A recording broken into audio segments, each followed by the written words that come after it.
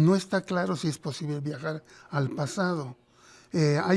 Digamos, el viajar al futuro está aceptado por la ciencia, es un problema más de ingeniería y de tecnología, de naves y de equipo que necesitaríamos, con el que no contamos todavía. Pero, digamos, viajar hacia el pasado tiene sus problemas, aunque tampoco se puede descartar. ¿Escucharon qué interesante? Luis Felipe Rodríguez es un astrónomo realmente muy destacado de México y que tiene un nivel de conocimientos, de manejo de tecnología, de teorías, de física. Realmente fue una de esas entrevistas que yo no quería terminar, que quería escuchar absolutamente todo para entender viajes en el tiempo, diferentes conceptos del universo e incluso llegamos a hablar hasta de vida extraterrestre. Les recomiendo que escuchen esta entrevista hasta el final, si les gusta que la compartan y por supuesto que se suscriban al canal. Gracias por sus comentarios, gracias por estar siempre y espero que la disfruten tanto como yo.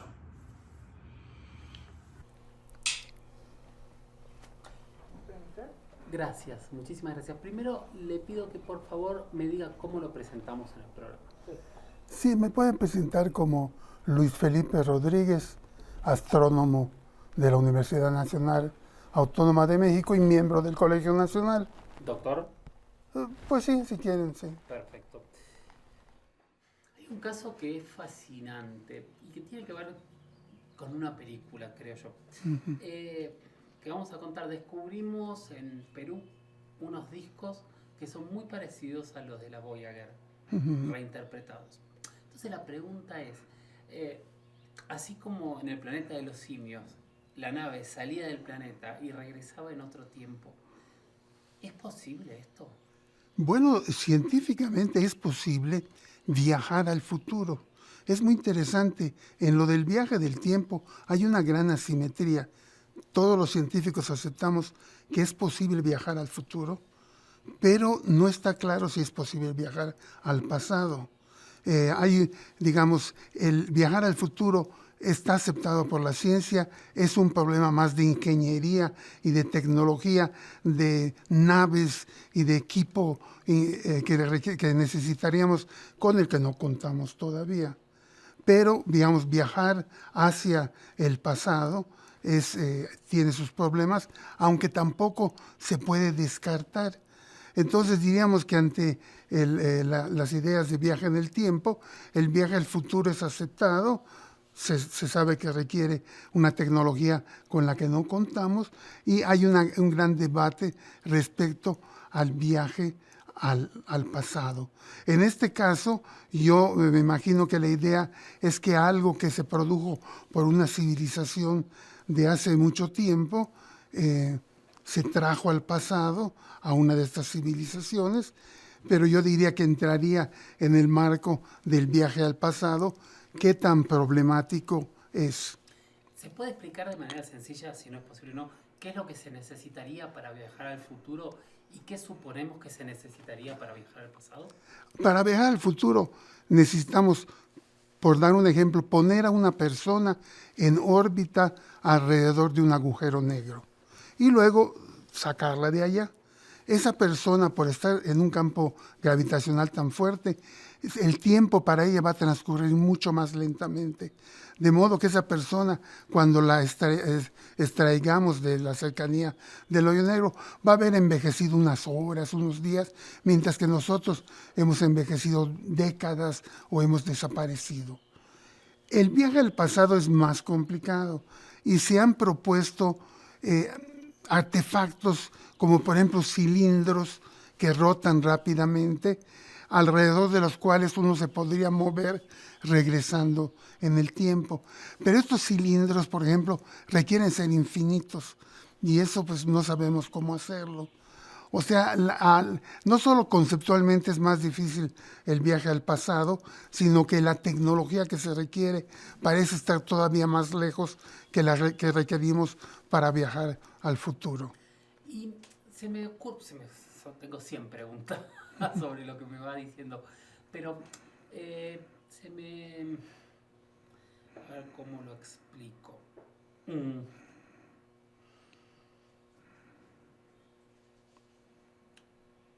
pasado,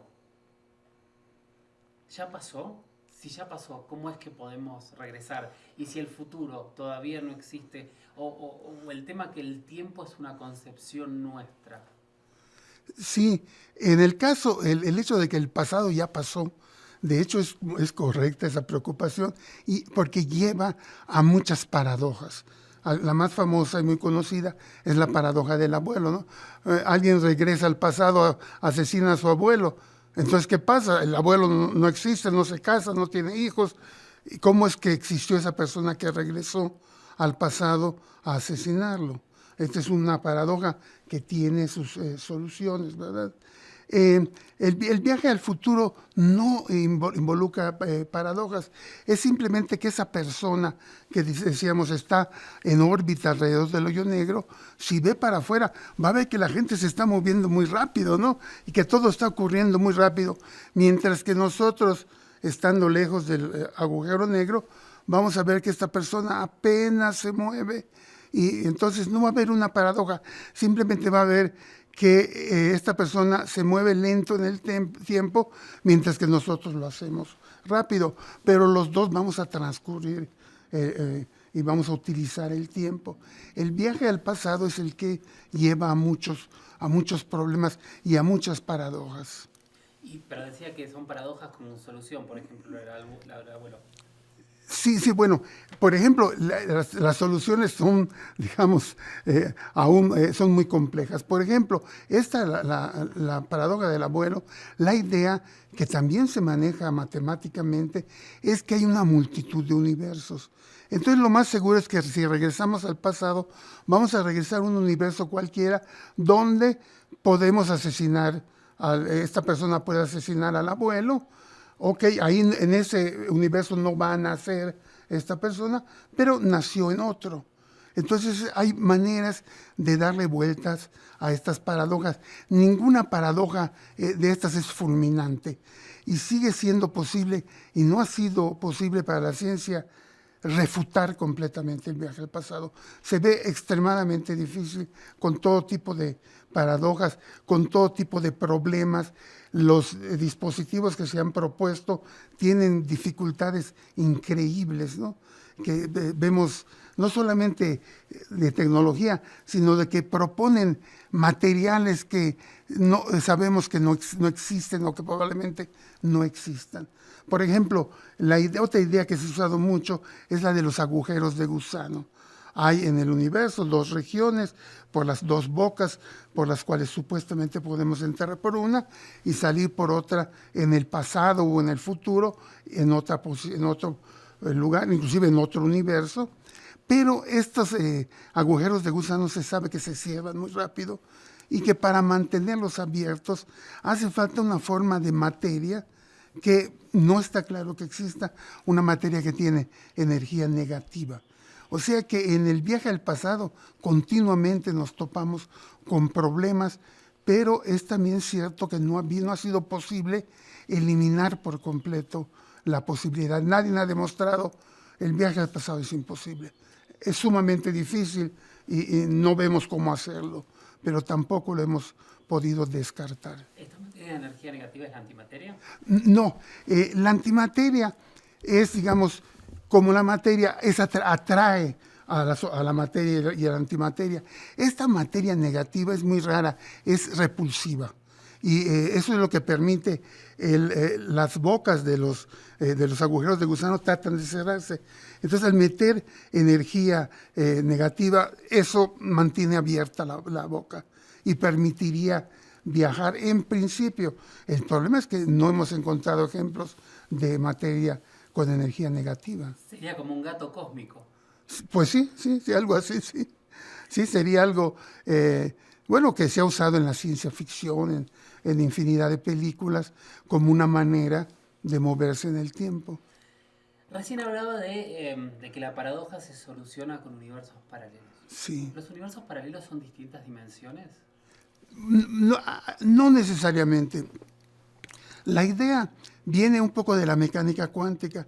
En la mecánica cuántica, la interpretación es que llega, digamos, un fotón a una rendija y tiene opciones diversas, Y lo que propone el modelo de muchos mundos es que en ese momento, si hay dos opciones, aparecen dos universos, ¿no? Y claro, uno se va por uno de esos universos, el otro no lo siente. Y ese universo va a continuar y cada vez que haya una situación cuántica, se va a multiplicar. Esto también matemáticamente es posible, pero no le gusta a la mayoría de los físicos. Como alguien dijo, esta idea de los muchos universos es muy barata en suposiciones, pero muy cara en universos. O sea, estamos creando universos. ¿De dónde sale eso? ¿Cómo es esto posible? Tampoco se puede descartar del todo, pero existe esa idea.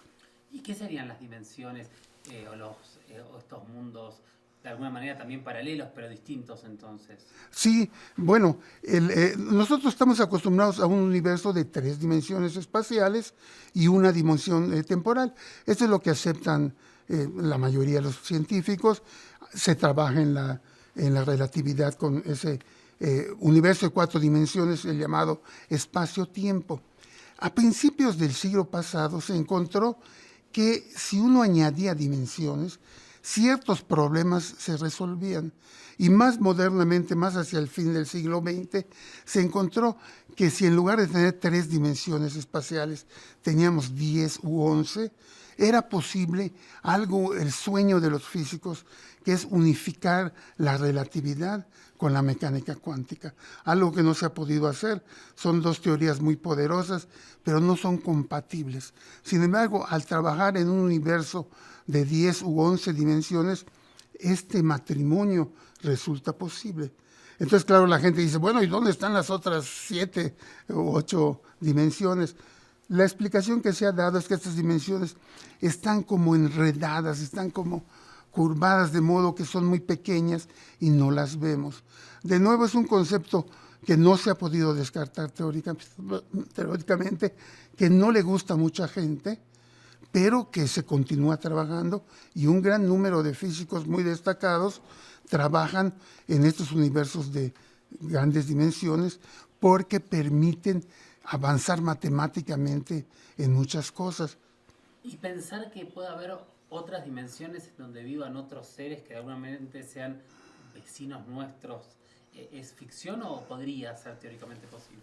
Bueno, yo más bien pensaría que sería otro universo, un universo completo que estaría, digamos, existiendo paralelamente al nuestro y donde habría, quién sabe qué, si se formaron seres inteligentes o no, si se formaron estrellas, qué pasó, porque mucha gente piensa que si hubiera esta multitud de universos, no necesariamente cada uno sería una copia exacta del otro, sino que podrían ser distintos y en algunos quizás no apareció la vida, en otros apareció la vida más rápido, más inteligente, ¿verdad?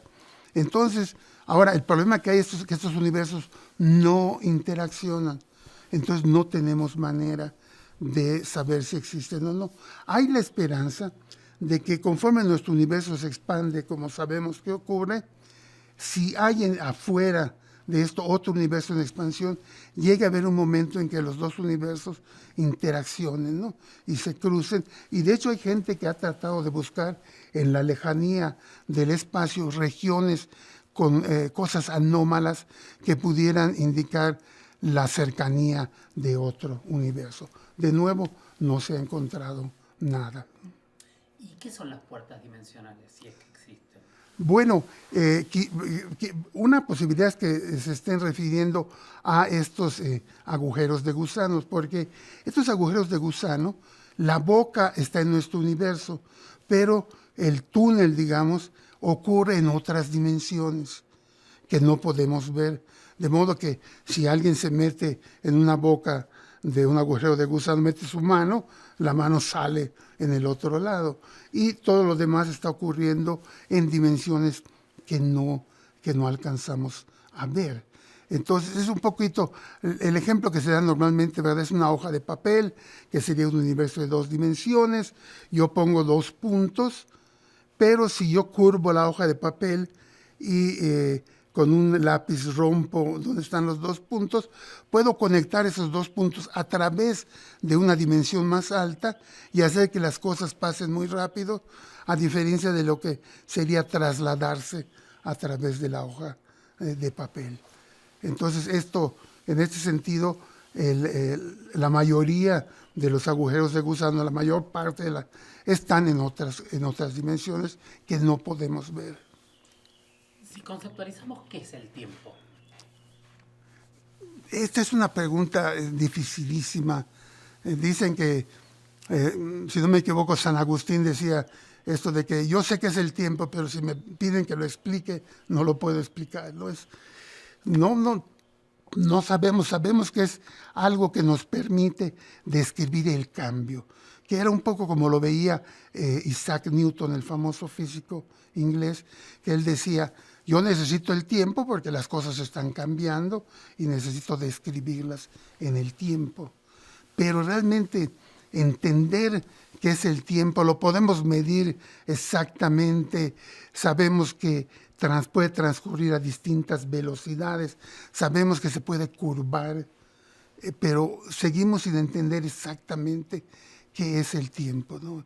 Sigue siendo, creo que la respuesta de San Agustín sigue siendo la más apropiada, sí. Maravilloso. El año pasado, un estudio de una universidad, si no me falla la memoria, de Hawái, hecho en la Antártida, hablaba que habían descubierto una dimensión en donde el tiempo era negativo, que habían hecho estudios en la Antártida. No sé si sabe o leyó algo de eso, porque después hubo como que la gente que lo difundió no entendió de qué se estaba hablando. Claro. No estuve enterado. Yo sé que hay físicos que han propuesto que ciertas partículas que vemos en nuestro universo, digamos la antimateria del electrón, que se llama el positrón, en realidad es un positrón que se está moviendo en el tiempo, pero al revés. Pero de nuevo, hay una explicación en el sentido de que se mueve en la dirección normal, y son ideas que están allí, que no se han podido eliminar por completo, pero tampoco se han podido comprobar, ¿no? Pero sí se ha hablado de cosas que viajarían en la otra dirección del tiempo y que nos podríamos cruzar con ellas en un momento dado. Pero de nuevo es algo que no es aceptado por la mayoría de los científicos. Perfecto, clarísimo. La verdad que es un placer esta entrevista. Ahora me voy a meter un poquito en temas religiosos, a ver si hay una explicación física. ¿Usted escucha hablar de la bilocación?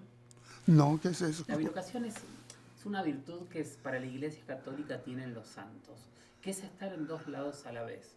Es algo que tuvo, si no me falla la memoria, San Agustín, Juana de Arco. Y hoy hay un sacerdote reconocido por la Iglesia mexicano, que se llama el padre Héctor. ¿Es, chicos? ¿Cómo? Sí, el padre Héctor Orozco, que le dicen el padre Jeringas, que hay cientos de testigos que dicen que tiene la capacidad de estar en dos lados a la vez. Él, por lo que dice, no se reconoce estando en dos lados a la vez. De hecho, él habla de que es otro yo que aparece en momentos de extrema necesidad.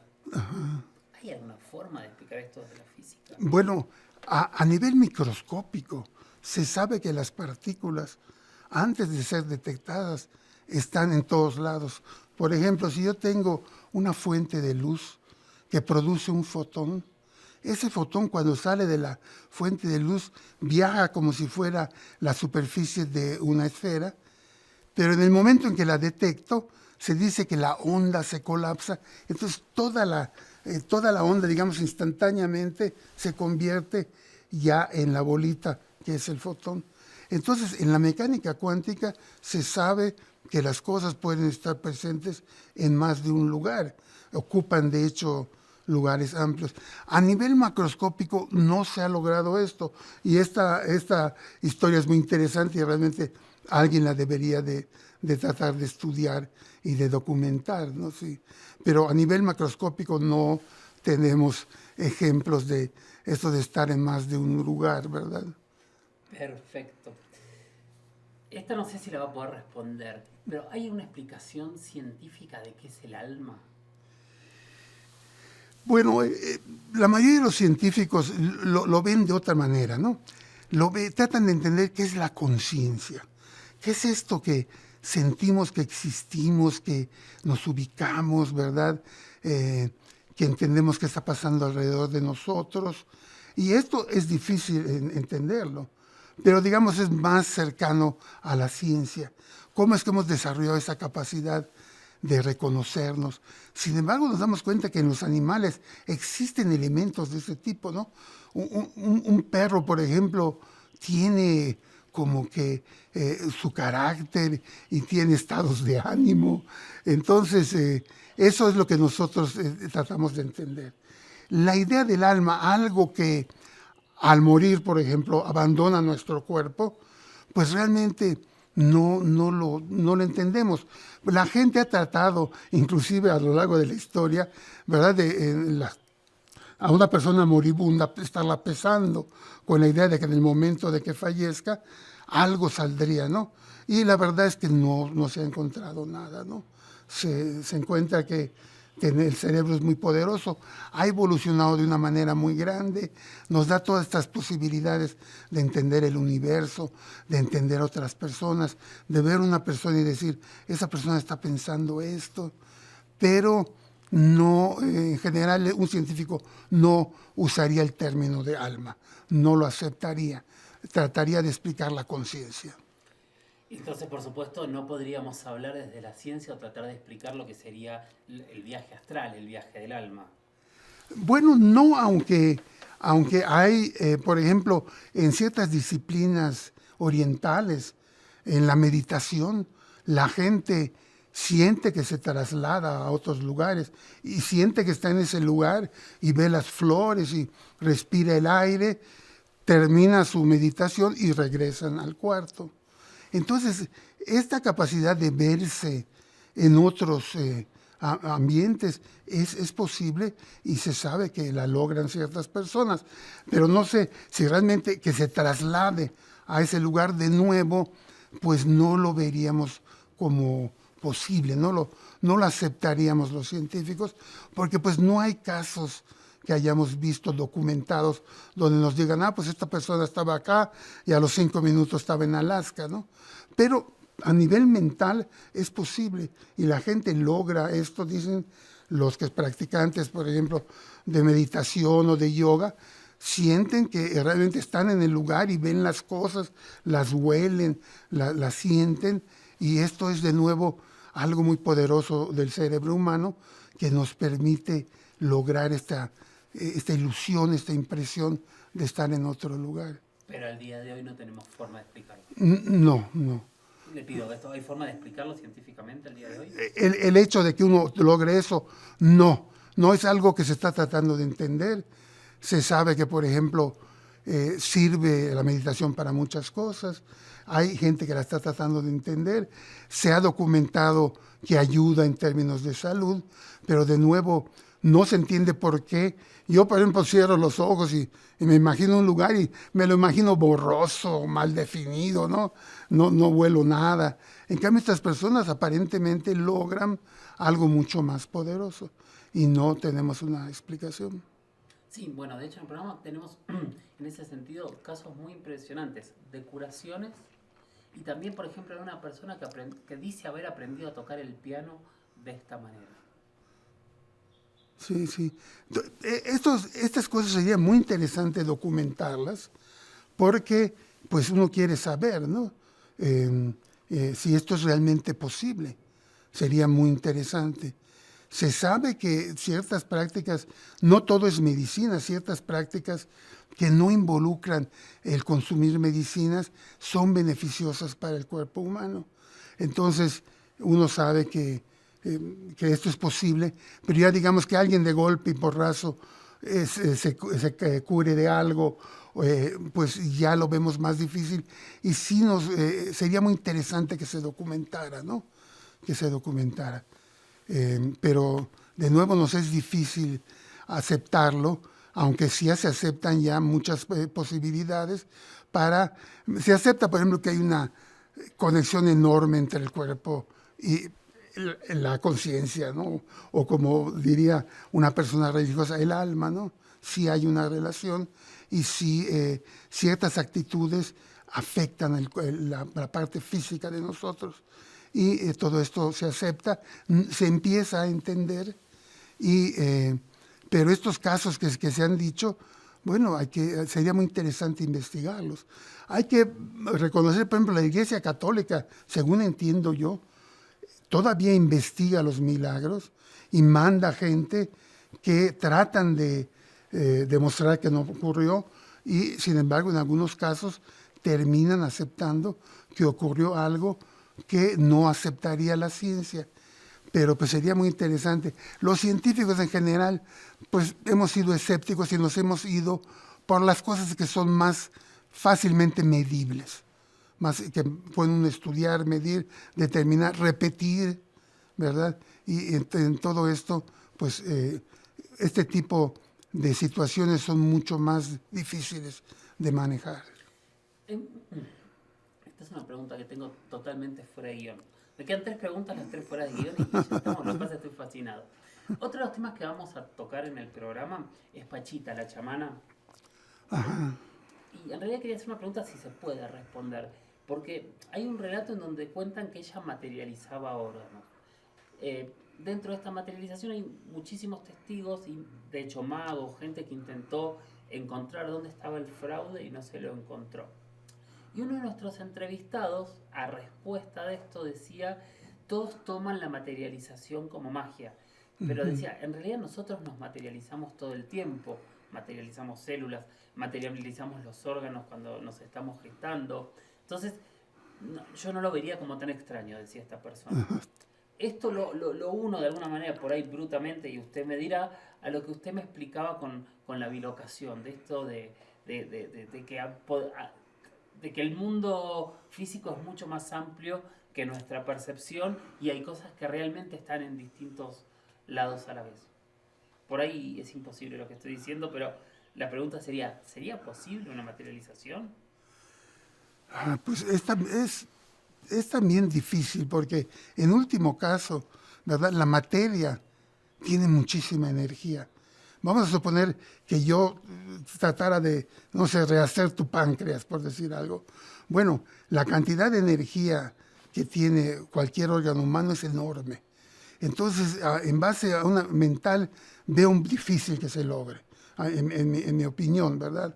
Sin embargo, pues está lo que decíamos, está el hecho de los milagros que acepta la Iglesia Católica, está el hecho de que mucha gente tiene gurús, gente que al parecer los hace sentir mejor, los adiestra, los entrena, y eso es algo que en el occidente casi no hemos usado, no existe mucho ese concepto, pero en el oriente sí.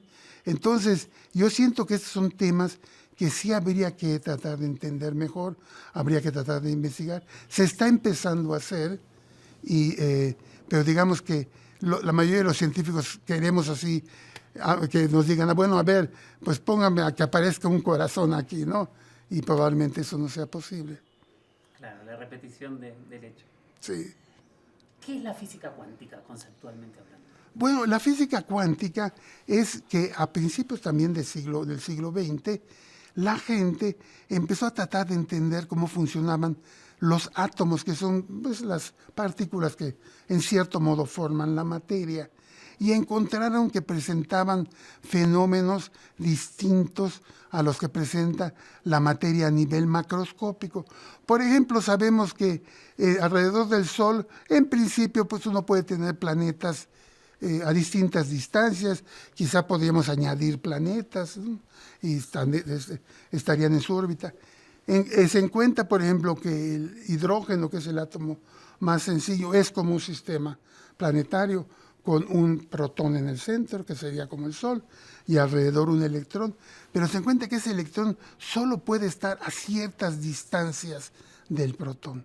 Y esto es algo rarísimo, no va de acuerdo con nuestro concepto. Y por eso se habla de la mecánica cuántica, porque las posibilidades quedan cuantizadas. No es posible cualquier solución. El electrón no puede estar donde quiera, solo puede estar en ciertas órbitas. Entonces todo esto lleva a revisar que a nivel macroscópico las cosas son así y que tienen cosas sumamente extrañas y muy difíciles de entender. Y ahí de nuevo, pues una frase que viene al caso es de Richard Feynman, un famoso físico estadounidense, que dijo, al que no le da dolor de cabeza pensar en la mecánica cuántica es que no la ha entendido. O sea, tiene conceptos muy raros que van contra nuestra concepción macroscópica del mundo. Por ejemplo, esto de que las cosas pueden ocupar todo el espacio y que en el momento que las mides es cuando esa onda dispersa se colapsa y forma un cuerpo ya medible, ¿no? Este es el famoso colapso de la onda. Y está llena de situaciones extrañas y llena de cosas raras la mecánica cuántica. Lo maravilloso es que los teléfonos celulares, las cámaras, todo lo electrónico se calcula y se construye en base a la mecánica cuántica. Muchísimas de estas propiedades extrañas están presentes en los dispositivos electrónicos que usamos todos los días. Perfecto. Y la última pregunta que tiene que ver en realidad con esto de que usted es astrónomo. ¿Qué piensa de la vida extraterrestre? Bueno, yo la verdad siento que sí hay, ¿eh? ¿Por qué? Porque nada más en nuestra galaxia hay 100,000 millones de estrellas. O sea, un 10 a la 11. Modernamente se ha ido descubriendo que la mayoría de los planetas, de las estrellas, tienen planetas. Esto era un enigma, porque antes sabíamos, solo el Sol tiene esos planetas y ya.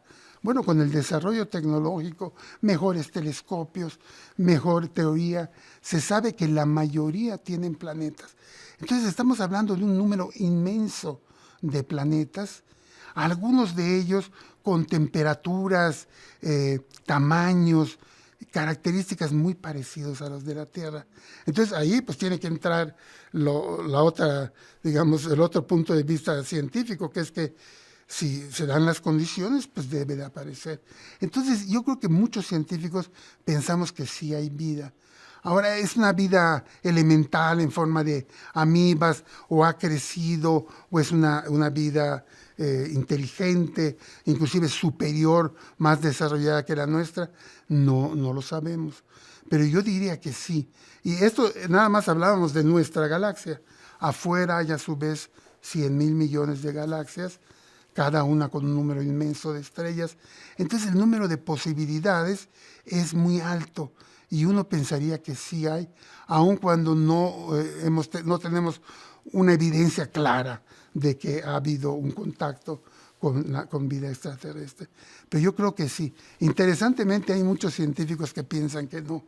Muchos biólogos, por ejemplo, sienten que las condiciones que se dieron en la Tierra son muy extremadamente especiales y que somos el único ejemplo de vida en el universo.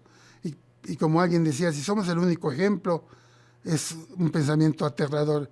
Si hay otras vidas, es un pensamiento aterrador. O sea que no nos zafamos de que es una situación muy complicada. ¿Cuánto cambiaría esta hipótesis o este manejo si realmente se comprueba lo de Venus, que en una situación tan extrema y tan terrible se genera vida? Claro, sería muy importante. Lo de Venus, un poco una investigadora nos visitó y nos explicó que no era tanto. Es un poco que los astrónomos y en general los científicos a veces tenemos que sobrevender nuestros resultados. Estamos a todos en este mundo, ¿verdad? Del marketing tenemos que vender las cosas. Entonces la idea es que estas moléculas que se encontraron ahí podrían tener otros orígenes, ¿no? Pero se está investigando y se está tratando de entender.